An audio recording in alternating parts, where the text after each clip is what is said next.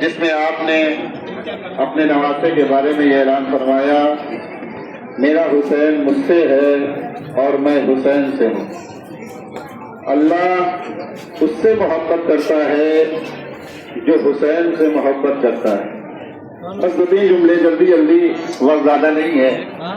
جتنے لوگ یہاں پہ تشریف فرما ہیں اور جہاں تک میری آواز جا رہی ہے، ہر آدمی ہر اعتبار سے عاشق محمد ہے۔ اس کے دل میں پیغمبر اکرم کی، اللہ کے نبی کی محبت ہے، اور اس محبت کا تقاضا یہ ہے کہ اگر محمد سے عشق ہے، اللہ کے نبی سے عشق ہے، تو پھر ہر انسان کو محمد کی بات ماننا چاہیے۔ کیوں؟ اس لیے کہ عمل کی سب سے بڑی دلیل یہ ہے کہ جسے مانو اس کی بات پر عمل کرو۔ اب اگر پیغمبر اکرم نے یہ کہا کہ میرا حسین مجھ سے ہے اور میں حسین سے ہوں، تو محبت کا تقاضا یہ ہے کہ جیسے محمد کو مانا جائے ویسے ہی حسین کو بھی مانا جائے، اور جس طریقے سے محمد کی بات پر انسان عمل کرتا ہے اسی طریقے سے حسین ابن علی کی بھی بات پر انسان کو ویسے ہی عمل کرنا چاہیے۔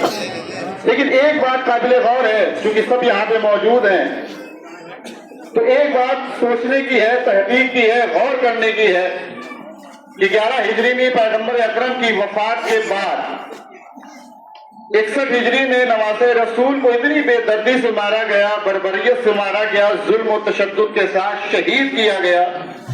آخر اس 50 سال میں ایسا کیا ہوا کہ لوگ محمد کی بات بھول گئے؟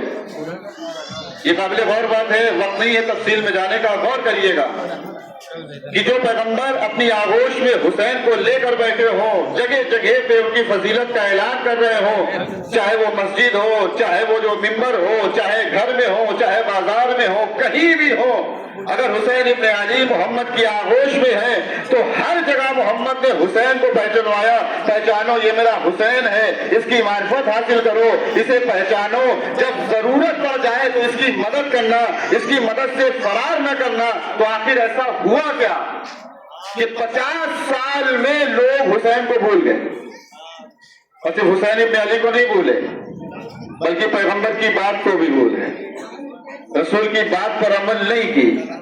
کئی وجوہات ہیں، بس ایک بیان کرنا ہے آپ کے سامنے تاکہ آج کے اعتبار سے یہ بات مربوط ہو جائے کہ آخر یزید نے اتنے ظلم کے ساتھ کربلا میں حسین کو کیوں مارا، کیوں شہید کیا؟ کئی وجوہات، اس میں ایک وجہ یہ تھی کہ یزید یہ چاہتا تھا کہ حسین خاموش رہے۔ یزید چاہتا تھا وہ جو جی چاہے کرے، اسلام کے نام پہ شراب پیے، جوا کھیلے، نامحرموں سے تعلقات رکھے، لیکن حسین بولے نہیں۔ اور پورے مدینے میں جب بیعت کا مطالبہ ہوا ہے تو 3-4 لوگ تھے جن کا نام لکھ کے خط بھیجا گیا کہ ان سے بیعت لو۔ رات ہوتے ہوتے سب نے بیعت لے لی یا مدینہ چھوڑ کے چلے گئے۔ تنہا حسین ابن علی تھے جنہوں نے ایک تاریخی جملہ کہا تھا، مثلی لا یبایع مثلا، مجھ جیسا یزید جیسے کی بیعت نہیں کر سکتا۔ یعنی توجہ کیجیے گا، ایک طرف یزید ہے جو یہ چاہتا ہے کہ حسین خاموش رہے،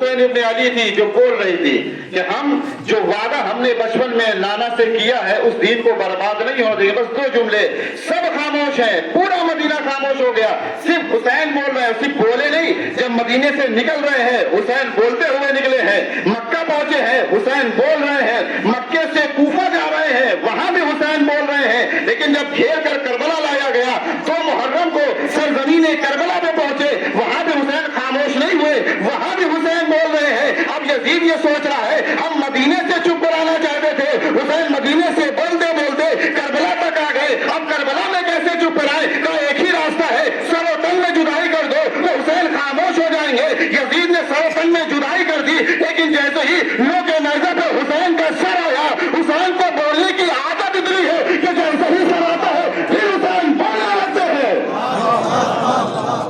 حسین اب بھی خاموش نہیں ہے، لوگ نیزہ پہ سر آیا پھر جو حسین بولنے لگے، اور کمال یہ ہے 61 ہجری تک حسین بول رہے تھے، آج حسین والے بول رہے ہیں۔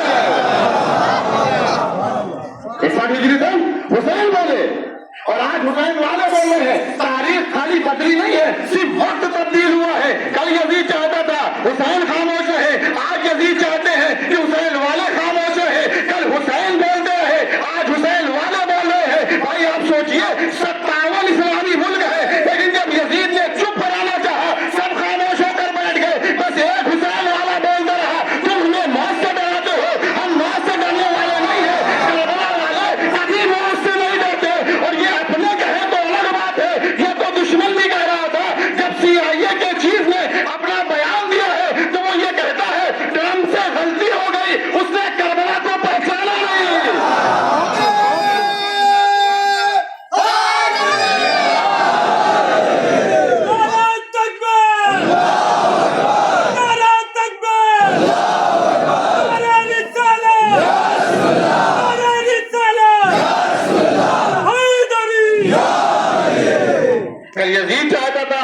نہ بولے. آج کا جدید چاہتا تھا حسین والے نہ بولے, سب خاموش ہو گئے, مگر ایک حسین والا بولتا رہا. CIA نے جب ٹویٹ کیا ہے تو اس نے یہی لکھا, ٹرمپ سے یہی غلطی ہو گئی, اس نے کربلا کو نہیں